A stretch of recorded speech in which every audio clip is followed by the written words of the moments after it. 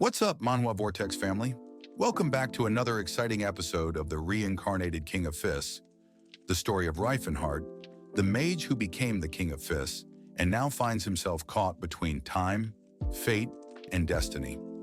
If you're enjoying the journey so far, make sure to hit that subscribe button, smash the like, and drop your thoughts down in the comments. Trust me, you don't want to miss what's coming next. In front of him, in the gorge, stood a giant obelisk. Stan smiled widely and asked if this was it. Rifenhardt confirmed it.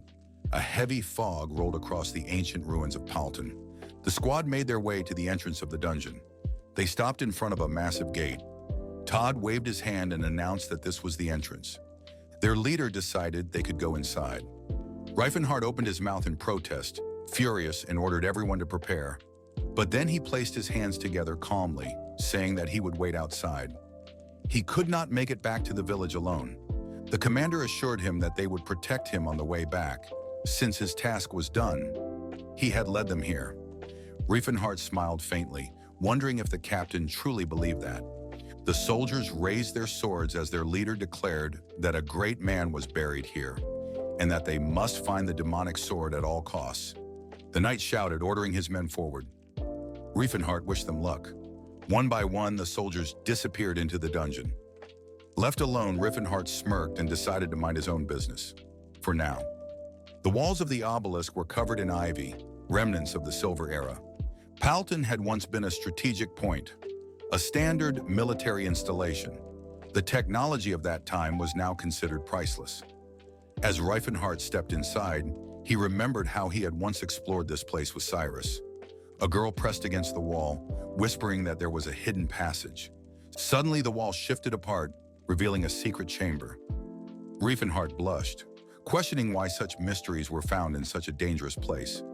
Placing his hand against the stone, he realized the key was in balancing the seals of water and earth in reverse order. He remembered the cheat sheet hidden in his sleeve. Closing his eyes, he cursed the weakness of this body, wondering why it lacked proper mana. The doors groaned and opened before him. He shrugged off his jacket at the entrance, stretching his shoulders. It was time to test the true limits of his physical strength. Then, a scream echoed through the halls. Rifenhardt froze.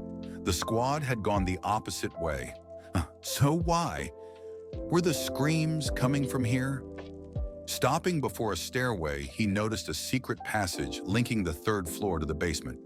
It was dangerous. Opening it could trigger a disaster. His eyes narrowed. This had once been a military facility. He frowned grimly, realizing that any use of mana could set off ancient traps meant to ward off intruders. Somewhere in the distance, people cried out as the ground gave way beneath them. The squad had likely fallen into a trap. Sweat gathered at Rifenhardt's brow. Suddenly, a blade slashed across a soldier's throat. "Comrade!" Stefan shouted in horror. Ahead lay a long, dark corridor. From its shadows emerged a massive scythe. Burning eyes pierced the darkness. Rifenhardt's brows knitted sternly. That was no ordinary foe. A giant demon stepped into view. The commander's voice trembled. Could any human even hope to defeat such a monster? Sin dropped to his knees beside a fallen comrade, calling on Felons to bless the wounded with her healing light. The soldier smiled faintly, whispering his thanks. The healer's heart tightened. He would survive, only because of his companions. Todd explained that they had avoided further injury from the fall, but greater dangers lay ahead. The squad entered a vast hall. From the shadows, a thunderous blow struck. Another massive demon emerged. The heroes broke into a desperate run. The priest raised his staff, summoning a wave of holy light, calling upon the gods to crush this vile creature. A divine image flared above his head. The boy prayed for unwavering courage. Scylla glared with fury, outraged at the hesitation of the warriors of Allen.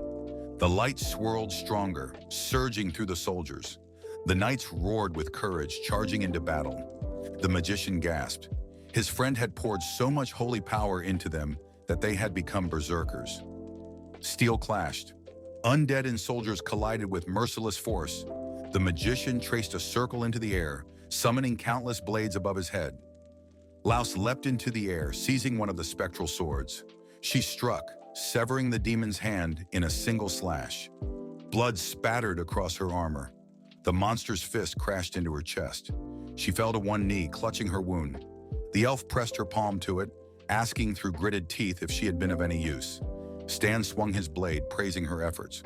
The commander slashed across the demon's body, shaking blood from his weapon. He snarled at the enemy, calling them worthless creatures. Their captain shouted, rallying his warriors. Then, without warning, a fiery explosion rocked the chamber. The ceiling collapsed as a blazing monster appeared, roaring, its molten claws tearing through soldiers with ease. The knight commanded his men to fight to the very end, to protect the honor of their families. The soldiers charged, but were scattered as the demon's fist shattered the ground. Stefan shielded his face. He could not die here. Not like this. Another knight raised his sword. Shame would not be his end. The commander surged forward, declaring himself the sole heir of the mighty Alpian family, the unshakable. His sword pierced the demon's shoulder. The beast roared, slamming him across the chamber.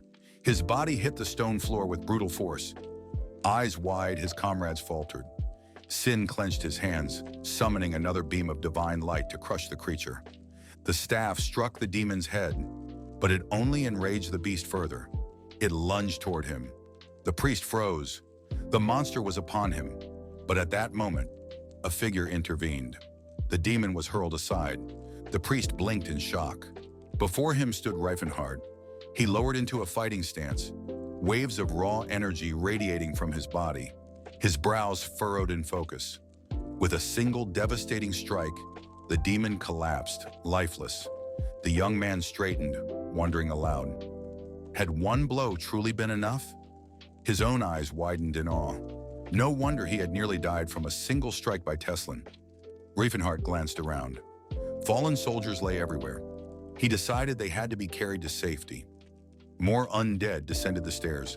The wizards gasped. Who was this man to wield such impossible strength?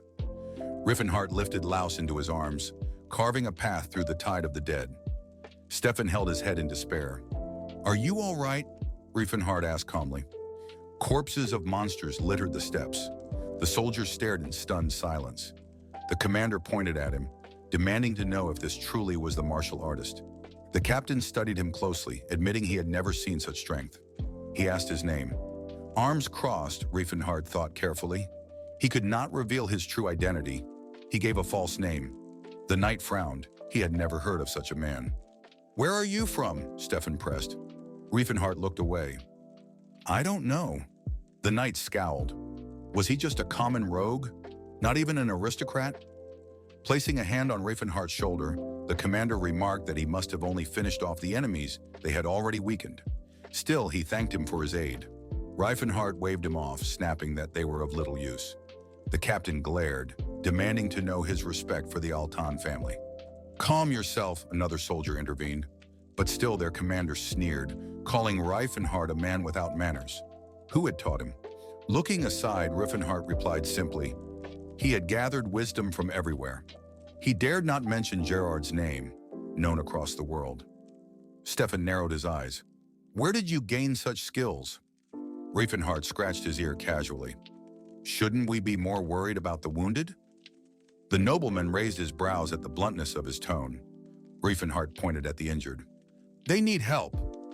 Another noble scoffed, remarking that their guide didn't even realize how arrogant he sounded. But Rifenhardt only continued scratching his ear. One of the soldiers murmured that this manner of speech belonged to someone used to commanding others. Could he be from royalty? Rifenhardt looked away, saying nothing. And in that silence, they began to grasp the truth of his arrogance. And that's where we'll leave Rifenhardt for now. From ancient traps to deadly demons to hiding his true identity, things are only getting more dangerous from here.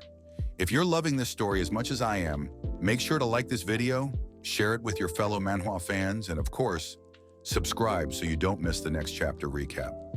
Tell me in the comments, do you think Rifenhardt's secret identity will be discovered soon? Or can he keep fooling everyone just a little longer? Stay tuned for the next episode. It's going to be even more explosive. Until then, this is Manhwa Vortex, and I'll see you in the next chapter.